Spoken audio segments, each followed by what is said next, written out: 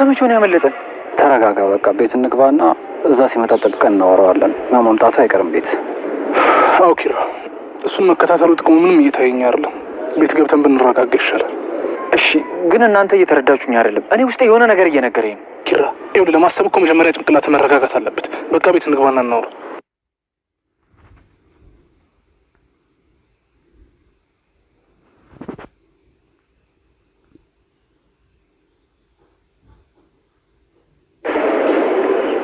እኔን ነበር መሰለኝ የምትፈልጉት። በሰላም ነው?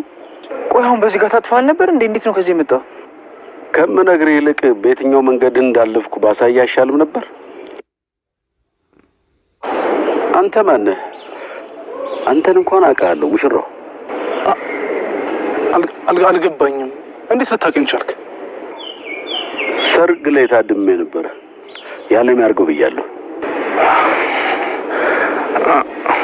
አመሰግናለሁ። እሺ አሁን ልናወራ እንፈልጋለን። ቤት እንሂድና እናውራ። ምንድን ነው የምታወሩ? ስለምን እንደምታወሩኝ ንገሩኝና መግባት እንዳለብኝና እንደሌለብኝ መወስነው እኔ ነኝ። መንገድ ላይ ቆመን ከምናወራ እንደ ትልቅ ሰው ቤት ገብተን ብናወራ ይሻል። አዝናለሁ።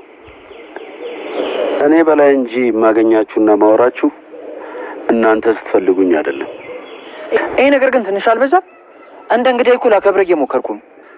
ቆይ ልጅ ክሩቤል፣ የኔ እዚህ መምጣት ለምንድን ነው ይሄን ያህል የረበሽህ? እኔ አልገባኝም።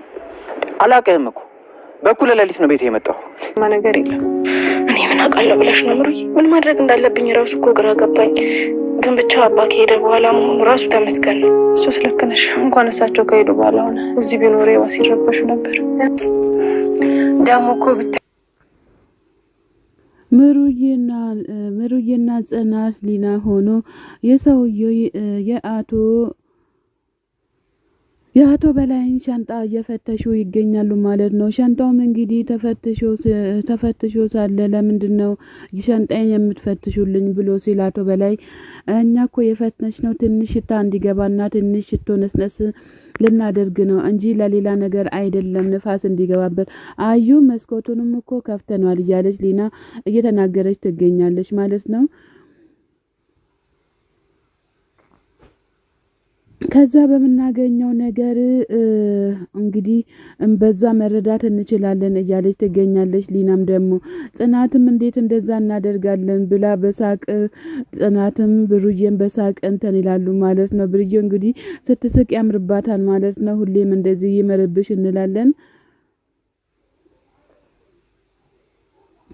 እውነት ነው ጽዬ፣ እዚህ ከሌሉ እኮ ማንነታቸውን ማረጋገጥ አለብን እያለችም ብሩዬ እየተናገረችም እየተመካከሩ ይገኛሉ ማለት ነው። በሉ እንግዲህ አሁን ተነሱ፣ ሻንጣውን ልንበረበርና ልናስተካክልላቸው መሄድ እንፈልጋለን እያለችም ትገኛለች። በጣም እንግዲህ ሻንጣውን መበርበር ጀምሯል። አሁን በአሁን ሰዓት ምንድነው ጉዱ ምን እናደርጋለንም እያለች ትገኛለች። ይሁልሽ ባዶ እጃችን እና እንዳናበላሽም እያለች በጣም እየተጨናነቀች ትገኛለች። ሊና በፍጹም እየተጨናነቀችም አይደለም። ነገር ግን ብሩዬና ጽናት በጣም እየተጨናነቁ ይገኛሉ ማለት ነው። በቃ አሁን አስተካክሉት እሳቸው ሳይመጡ እያለችም እየተናገረችም ትገኛለች። ማለትም አሁን እሳቸው ከመጡ ምን እንላለን እያለችም በጣም እየተጨናነቀች ትገኛለች። ጽናት እንግዲህ እንደዚህ ሲያደርጉ አጋጣሚ አቶ በላይ ከች ይላሉ ማለት ነው።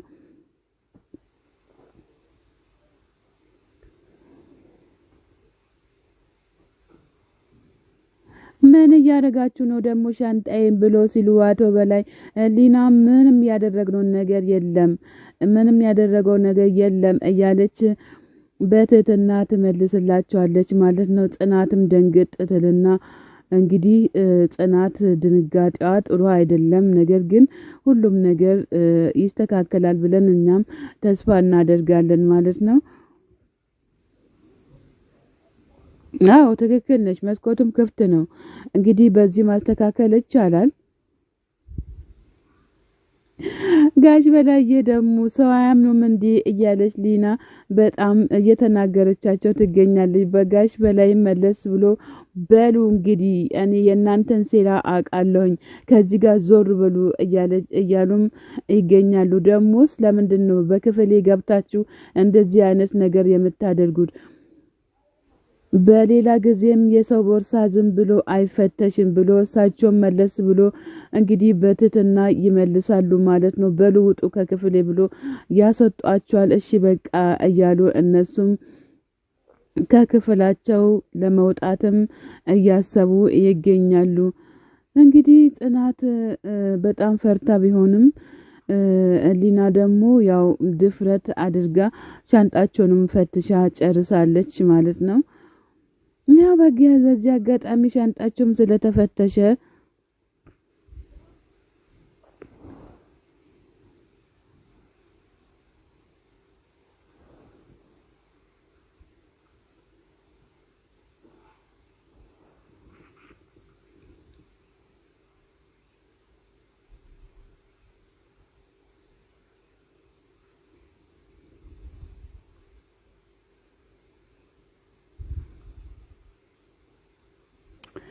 አቶ በላይ በጠዋት ተነስቼ ለራሴ ያፈላሁት ሻይ አለ።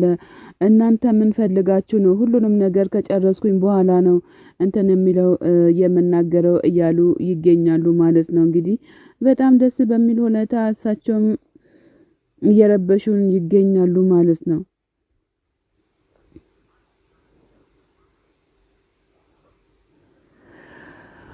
ኩሩቤልና ኪያ እንግዲህ ብቻቸውን እየተነጫነጩ ይገኛሉ። ኩሩቤል ለሌላ ሰው ስልክ ደውሎ አውቆ አስመሳይ ሆኖ እየደወለ ያላንቺ ማን አለኝ አንቺን ለማየት ነው በጠዋት የመጣሁትኝ እያለ ይገኛል። ኪያም ደግሞ አይንን አንጀቴን ወይስ አንጀቴን አታቁስል፣ እባክህን አርፈ ተቀመጥ፣ ምን እያልክ ነው? ስራ ቦታ እኮ ነው የመጣከው እያለችም ትገኛለች ማለት ነው። ቆይ ኪያዬ አንቺስ አዋራሽኝ እንዴ ብሎ ሲላት፣ ቆይ እስካሁን ስታወራ የነበረው ማንን ነው? እኔን አይደለም እንዴ? እኔ እኮ እኔን መስሎኝ ነው እያለችም ትገኛለች። እሱም መለስ ብላ እኔ አንቺን የተናገርኩት ነገር ምንም ነገር የለም፣ እኔ ያወራሁት ከሌላ ሰው ጋር ነው፣ ማውራትም ማለትም አልችልም እንዴ እያለም ይገኛል። እኔ ምለው ቆይ ምን አድርጊ ነው የምትለኝ? ለምንድነው ይሄን ያክል እኔን የምታሰቃየኝ? ምን አድርጊክ ነው እያለች ትገኛለች። ስለ ስራ ነው እንዴ አሁን ያወራከው?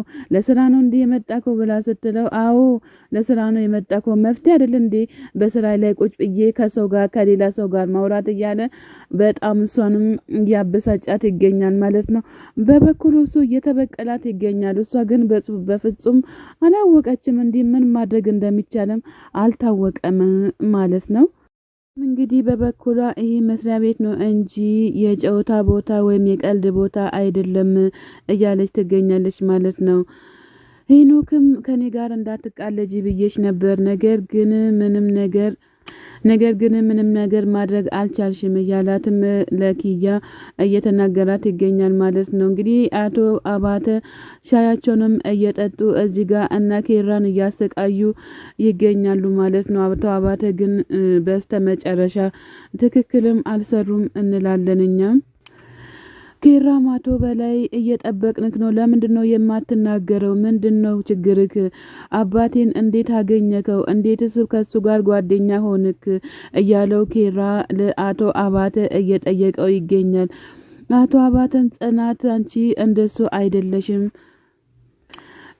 አይደለሽም፣ እንደ ኬራ አይደለሽም፣ አንቺ ቀዝቀዝ ያልሽ ልጅ ነሽ እያሉ አቶ አባተ ለጽናት እየተናገሩ ይገኛሉ ማለት ነው። እንግዲህ ኬራም በጣም በሚያሳዝን ሁኔታ በጣም እየተከራከራቸውና ከየት ነው የመጡት እንዴት አድርጎ ነው እዚህ ሊመጡ የቻሉት እያለ ኬራ እያለ ይገኛል። ኬራም የንግግራችን ሳጨርሱ እንዴት ነው ወዴት ነው የምትሄዱት እያለ ይገኛል። አቶ አባተን በቃችን ብርጭቆ አንሽልኝ እኔ ጠጥቼ ጨርሻለሁ እጥብ አድርገሽ አስቀምጪ እያሉ ጽናትን እየተናገሩ ወደ ክፍላቸው እያቀኑ ይገኛሉ ማለት ነው። ሰላም ጤና ይስጥልን ውድና የተከበራችሁ የቻናሌ ቤተሰቦች ከሀገር ውጭም ከሀገር ውስጥም ያላችሁ ለቻናሌ አዲስ ሆናችሁ ሰብስክራይብ እያደረጋችሁ ቤተሰብ የሆናችሁትን በላይ ግቡ። መልካምነት ለራስ ነው። ሰላም ለሀገራችን ለኢትዮጵያ።